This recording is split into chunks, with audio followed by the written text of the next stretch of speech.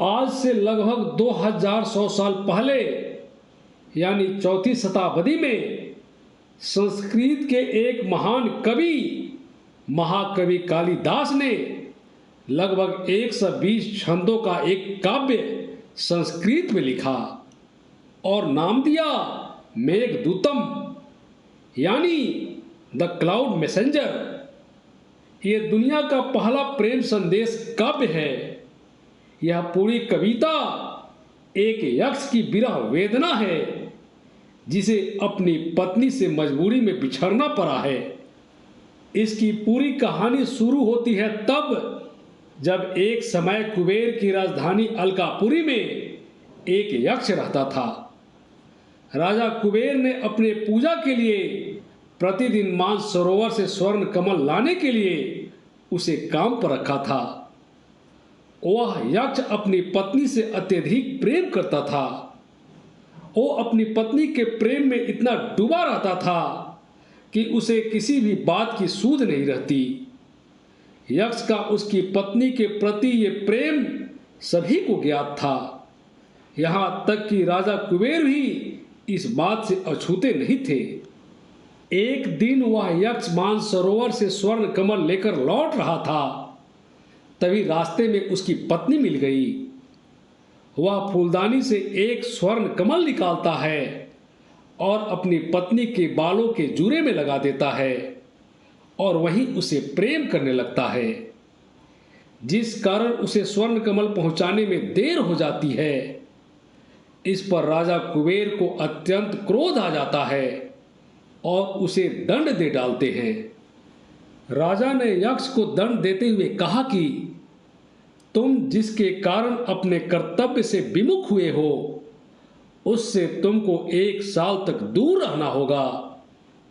यानी यक्ष को उसकी पत्नी को 1 साल के लिए त्याग करना होगा, जो कि यक्ष और यक्षिणी दोनों के लिए एक असहनीय पीड़ा थी। फिर क्या हुआ?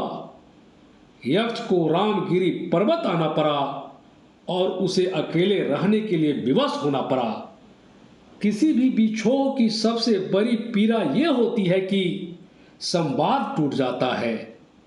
हम जिससे प्यार करते हैं उससे अपने मन की बात कह ही नहीं पाते, उसे बता ही नहीं पाते कि उसके बिना हमारा हाल क्या है, कैसे हम उसकी याद में तिल तिल कर मर रहे हैं। यक्ष इसी तरह की पीड़ा से गुजर रहा है। वो बस एक बार अपनी वेदना अपनी पत्नी तक पहुंचाना चाहता है। तभी बरसात का मौसम आ जाता है। आकाश पर गहरे काले बादल घिराते हैं। यक्ष यह देखता है तो उसके मन में यह विचार कौंध जाता है। वह पर्वत के चोटी पर जाकर बादलों से कहता है, तुम तो मेघ हो, जहां चाहे वहां बिना रोक टोक के आ सकते हो, जा सकते हो।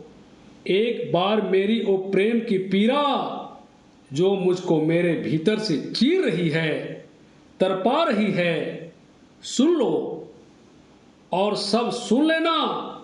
तो मेरा कहा हुआ एक एक शब्द मेरी पत्नी को जाकर सुना देना।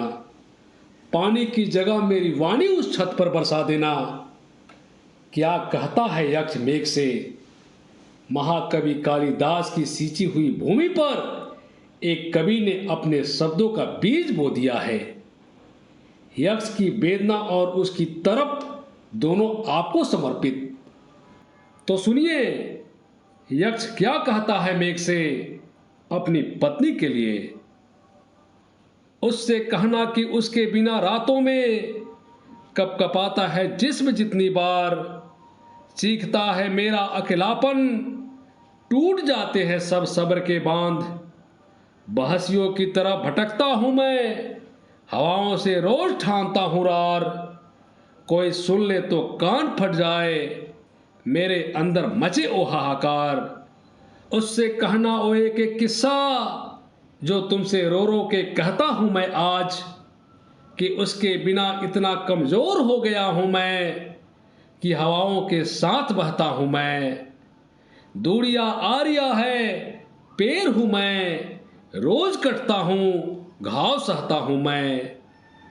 कल जितना निखरा हुआ सा रहता था, आज उतना ही बिखरा हुआ सा रहता हूं मैं।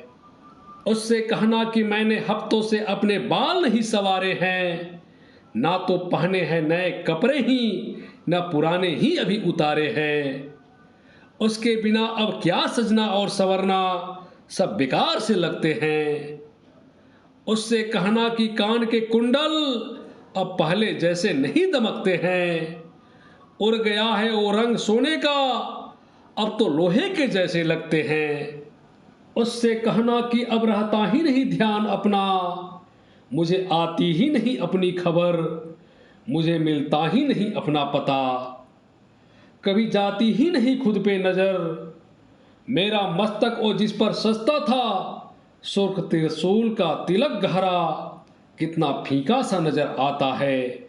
ओ मेरा रूप, ओ मेरा यौवन, ओ मेरा चेहरा जिसकी आभा से जेठ की धूप भी शर्माती थी। ओ मेरा चेहरा जिसकी एक लपक पाने को दसों दिशाएं लपलपाती थी। उससे कहना कि अब तुम्हारे बिना न जाने क्या हो गया है मुझे, कि मैं अब मोहब्बत का नाम भी सुन लूं तो अचानक से बदल जाता हूं मैं। प्यार में हंसते खिलखिलाते कोई दिख जाए तो जल जाता हूं मैं।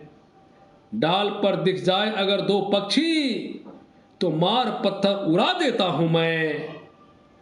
पर्वतों के शिखर पर जा जा करके इतनी आवाजें मारता हूं मैं कि बैठ जाता है ये गला मेरा, उसको इतना पुकारता हूं मैं। कभी टकराए मेरी चीखों से ये पर्वत तो ये पर्वत भी रेत हो जाए। जब मैं रोता हूं पांचवें सुर में तो लगता है आसमानों में छेद हो जाए। प्रेम के आगे तुच्छ है सारे, इस जमाने में जितने दुख है सारे। फूटती है भागीरथी झर झर, अब ये आंखें नहीं है गोमुख है मेरे। मुझे विश्वास है कि हजारों वर्ष पहले प्रेम की जो पीड़ा यक्ष ने सही थी, वो विरह की पीड़ा आपके दिल तक जरूर पहुंची होगी। क्योंकि प्रेम आज भी उतना ही सुखदाई है और आज भी उतना ही दुखदाई है।